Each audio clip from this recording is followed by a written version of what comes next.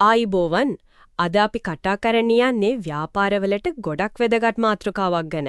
ඒ තමයි WhatsApp sannivedanaya. ඔව් දැන් WhatsApp කියන්නේ නිකන්ම chatting app එකක් නෙවෙයිනේ. ව්‍යාපාරවලටත් නැතුවම බැරි මෙවලමක් වෙලා. හරියටම. ඉතින් අපි අද බලන්නේ මේ WhatsApp sannivedanaya තවත් කාර්යක්ෂම කරගන්න උදව් වෙන විශේෂ මෙවලමක් ගැන. Hashnet Solutions ළඟින් එන WhatsApp CRM පද්ධතියක්. CRM කියන්නේ customer relationship management නේද? ඒ කියන්නේ පාරිභෝගික සම්බන්ධතා කළමනාකරණය. මේ CRM එකයි ඒකේ අර admin reseller panel එකයි ගැන තියෙන දේවල්. හොඳයි එනම් බලමු මේක කොහොමද වැඩ කරන්නේ මොනවද කරන්න පුළුවන් කියලා. අපේ අරමුණත් ඒකමයි. මේකේ හැකියාවන් මොනවද? කාටද මේක ගැලපෙන්නේ?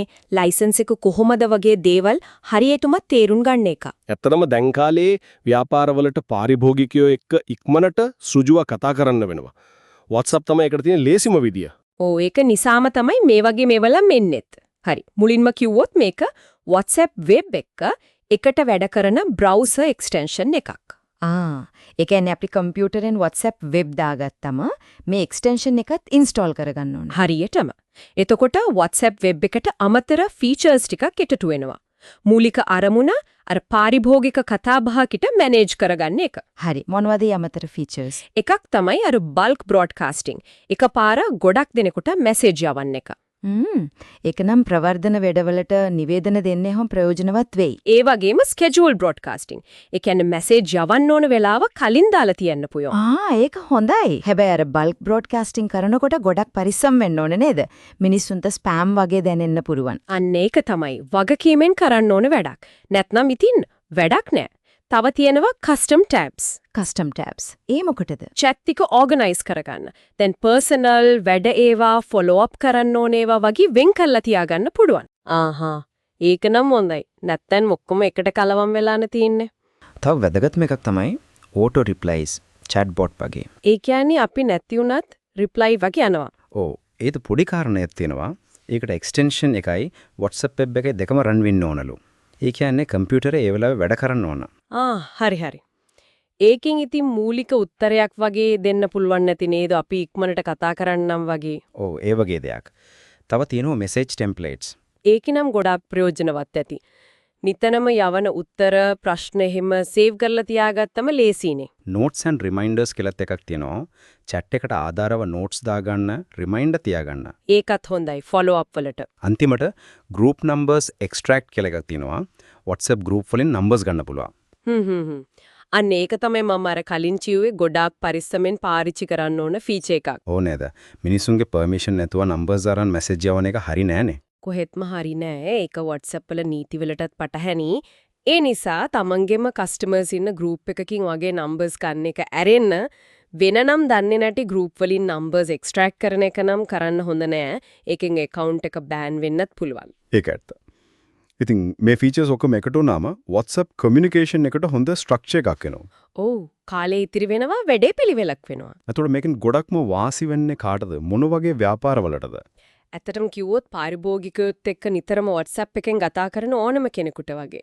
කුඩා ව්‍යාපාර, සිල්ලර කඩ, සිල්ලර කඩ, රෙස්ටොරන්ට්ස්, බුකින් වලට ෆීඩ්බැක් ගන්න එහෙම, අධ්‍යාපන ආයතන, ක්ලාස් අප්ඩේට්ස් එහෙම යවන්න.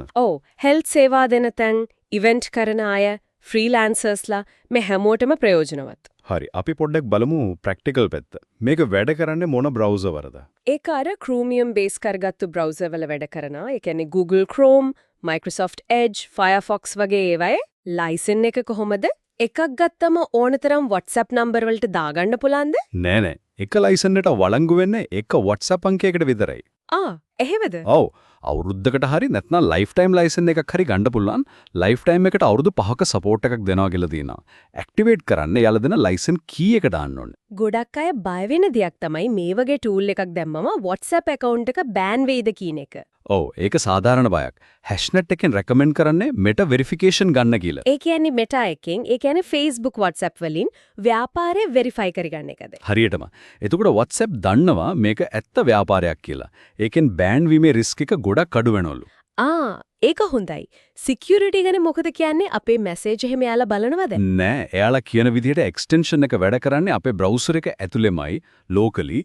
ඒ නිසා එයාලා personal data store කරන්නේ නෑ කියලා කියන්නේ. ඒත් ඉතින් අර කලින් කිව්වා වගේ WhatsApp rules වලට අනුව වගකීමෙන් පාවිච්චි කරන එක තමයි වැදගත්ම නේද? අනිවාර්යෙන්ම ටූල් එක තියනවා කියලා ඕනම විදියට පාවිච්චි කරන්න බෑ. හරි. ඒ CRM extension එක ගැන විස්තරය. හැබැයි මේකේ තව පැත්තක් තියෙනව නේද? අර admin සහ reseller panel එකක් ගැන source එකේ තිබුණා. ඔව් ඒක වෙනම කතාවක්. ඒකෙන් වෙන්නේ Hashnet එකෙන් මේ එක්ස්ටෙන්ෂන් එක විකුණන්න තවත් අයට අවස්ථා දෙන එක. බිස්නස් ඔපචුනිටි එකක් වගේ. ඒ කියන්නේ කොහමද? ඇඩ්මින් කෙනෙක්ට පුළුවන් තමම් යටතේ රීසෙලර්ලව හදන්න. ඊට පස්සේ ඒ රීසෙලර්ලට පුළුවන් රීටේල් ලයිසන්සස්, ඒ කියන්නේ අර සාමාන්‍ය කස්ටමර්ට දෙන ලයිසන්ස් විකුණන්න. ඒකට කෝඩින් එහෙම ඕනද? නෑ ඒක තමයි විශේෂත්වය. කෝඩින් නොලෙජ් එකක් ඕනේ නැහැ කියලායි කියන්නේ. ඇඩ්මින්ට රීසෙලර්ට පුරුවම් තමන්ට ඕන ගානක් ලයිසන්සස් ජෙනරේට් කරන්න, මිල තීරණය කරන්න, වැලිඩිටි පීරියඩ් එක හදන්න. ඒ කියන්නේ තමන්ගේ බ්‍රෑන්ඩ් එකකින් වගේ විකුණන්න පුරවන්ද? WhatsApp CRM කියන්නේ WhatsApp communication එක ටිකක් විධිමත් කාර්යක්ෂම කරන්න හදපු මෙවලමක්. ඔව් විශේෂයෙන්ම අර features කික bulk messaging, scheduling, templates, auto reply වගේ දේවල් එක්ක. අපි ඒකේ features කාටද ගැලපෙන්නේ, license එක ban නොවී ඉන්න විදිහ, reseller model එක වගේ දේවල් කතා කළා. මූලිකවම වෙන්නේ WhatsApp එකේ තියෙන අර direct connection එක තියාගෙනම වැඩේට structure එකක් දෙන එක. හරියටම WhatsApp එකේ තියෙන අර casual ගතියට පොඩි professional layer එකක් එකතු කරනවා වගේ. ඉතින් මේ කතාව අවසානයේදී පොඩි ප්‍රශ්නයක් ඉතුරු වෙනවා වගේ මට හිතෙනවා.